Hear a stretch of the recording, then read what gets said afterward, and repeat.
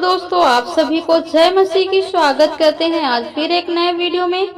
आज हम परमेश्वर के वचन के द्वारा आपको बताएंगे कि परमेश्वर का वचन आपको आपके जीवन को कैसे संभालता है और कैसे आपके हर एक बंधनों को तोड़ता है।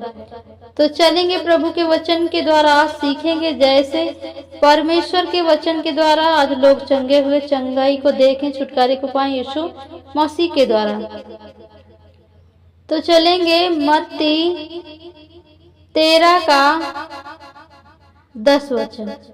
मत्ती 13 का 10 वचन, मत्ती 13 का 1 से ही पढ़ लेंगे। उसी दिन यीशु घर से निकलकर झील के किनारे जा बैठा और उसके पास ऐसी बड़ी भीड़ इकट्ठा हुई कि वह नाव पर चढ़ गया।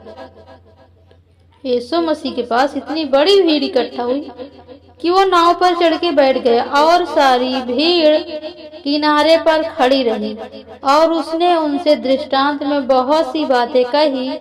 एक बोने वाला बीज बोने निकला। बोते समय कुछ बीज बोते समय कुछ बीज मार्ग के किनारे गिरे, पक्षियों ने आकर उन्हें चुग लिया।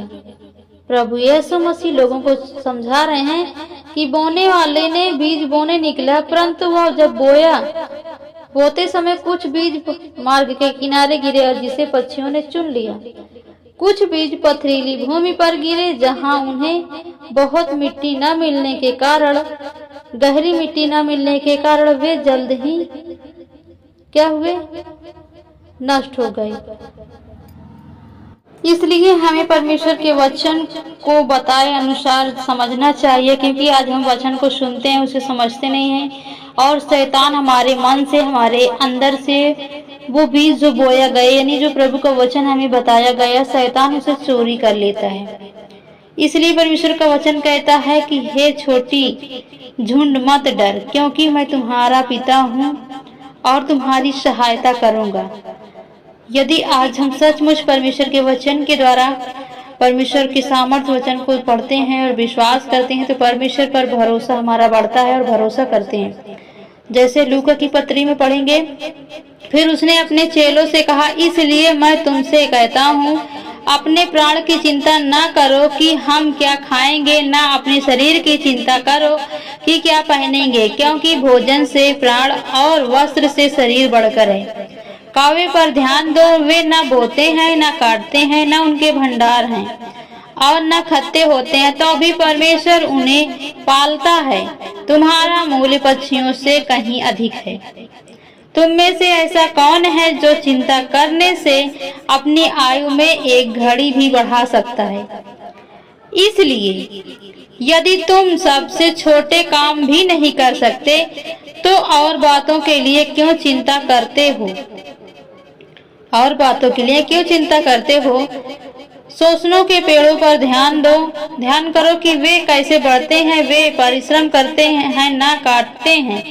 तो भी मैं तुमसे कहता हूँ कि सुलेमान भी अपने सारे वैभव में आए, उनमें से किसी एक के समान वस्त्र पहने हुए न था।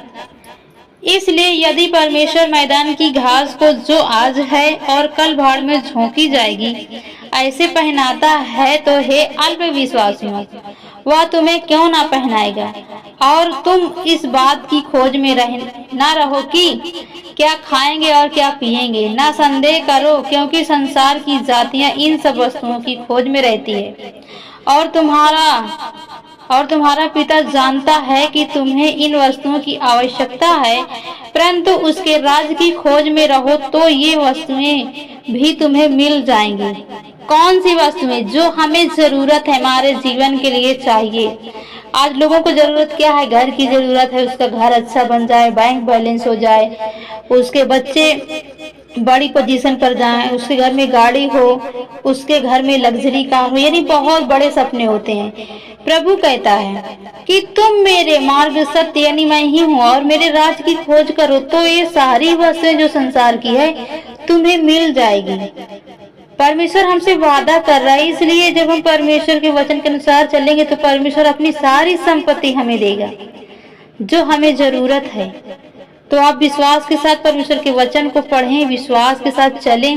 वो परमेश्वर जो स्वर्गीय धन है वो आपको जरूर देगा और आपको किसी भी प्रकार की घाटी ना होगी। ना तो उसे कोई चोर चोरी कर सकता है, ना तो उसे कोई काई बिगाड़ सकती है, ना तो उसे कोई भी सेंध लगा सकता है। क्योंकि प्रभु का वचन कहता है क्योंकि जहाँ तुम्हारा धन होगा वहीं तुम्हारा मन भी रहेगा। इसलिए आप प्रभु के वचन में मन लगाएं और प्रभु आपके विश्वास के अनुसार आपके जीवन